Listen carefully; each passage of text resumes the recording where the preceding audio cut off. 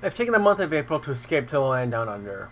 On the Substack, we've talked about expanding rail over New Zealand with big hours on the North Island and the South Island. Over here, I talked about the parks and transit for those parks. Australia, we're going to talk about what they need. Let's get ready. Here we go. I'm Lindsay. You're watching History and Leisure. Be sure to follow on Instagram, Threads, Bluesky, History_Leisure, as well as a Substack and my second channel, History and Leisure Echoes, where I post copyright-free footage and bonus material. I messed up with the order of things with the park and transit video because there's a lot of skipping around in here, but starting off, Movie World. Very short amount of time to replace our SLC with a modern but Hispanic coaster and dueling family boomerangs. Relocate the half pipe from the water park rethemed to the Flash, and it's basically finished renovating their Scooby-Doo indoor wildlife for like the uptonth time or something. It also has DC Rivals, that's what it's famous for, that's what put Australia on the map over the past decade. Superman hydraulic launch coaster, and a loco, slightly lighter capacity, and then an older kids coaster.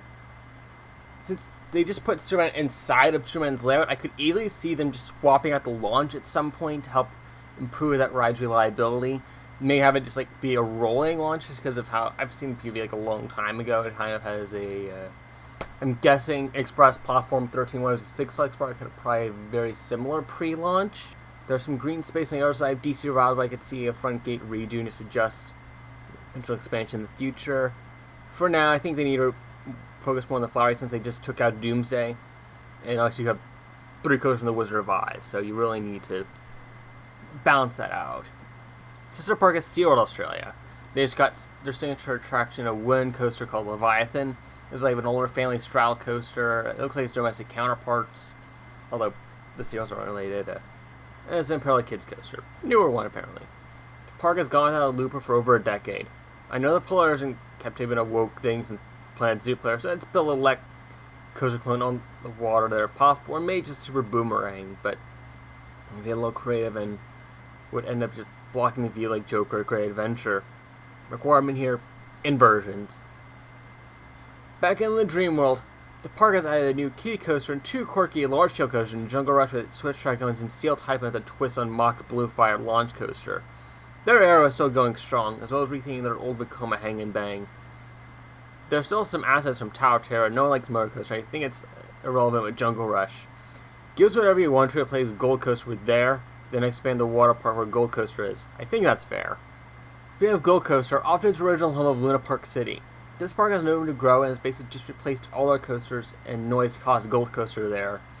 The wellness is finally back on show after a lengthy refurbishment. The park has already got 2 kids coasters and their 3rd Big Dipper, with Gold Coaster being the 2nd, and there was an OG Woody with the name. Transport Authority still has a layover facility behind the park. It's only less than 2 hours than they have to work with, but maybe GCI could build a steel coaster that looks like a wood coaster, being the first full Titan track coaster. This would be more family oriented, but I think it might fill a gap between Wild Mouse and Big Dipper whilst trying to fit in the boardwalk vibe. To the Luna Park on the south coast, they were lucky to get an SPA visa inside the border of their oldest operating coaster, which is the oldest one in the world, currently standing as well as continuous operation. This park really has nowhere to grow, but could flash out the family thrill rides, and Nebulous or an Aero would be perfect if they can figure it out.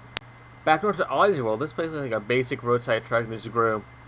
The park does deserve something more though. Like a Zero Tower, Grove-style Eurofar would just fit the vibes of the place, or maybe even just ship motor coaster if they don't want a massive thrill coaster for whatever reason. To the exits of Melbourne for Cambodia World. They just got Buzzsaw, now Project Zero from Dream World, and a Vekoma suspended coaster, only really becoming an amusement park upon reopening in 2017. Let's hope the park does well and they're in good terms with Vekoma. You can get a clone of a smaller Vekoma Shockwave that went to China, but the place is straight up RCT3 and it seems drivers are a little downplayed. But I looked to bring over something else, for something unless they pick up Motor Coaster as their launch. To close in New Zealand, Rainbow's End of course. They have an older kids coaster and one that looks like a traveling model. However, the nation's largest coaster has an old Aero corkscrew. After 40 years in 2026, it's time for New Zealand to get a new Scream Machine. With a rough dimension of 250 feet by 437 feet, I love a modern Vekoma looper over here. However, we could remove the go-karts on the other side of the park and we could do some sort of package deal with a Vekoma STC and a family launch coaster over a boomerang like Trip Stroll and Emerald Park. That'd be New Zealand's first invert and launch, actually, I think. Then maybe we could keep both for a few years and then maybe a family wood coaster or something. That's all I have to say, so tell me your opinions on what these parks should look into investing in the short term, and what I say, comment, like, subscribe, and strike the bell.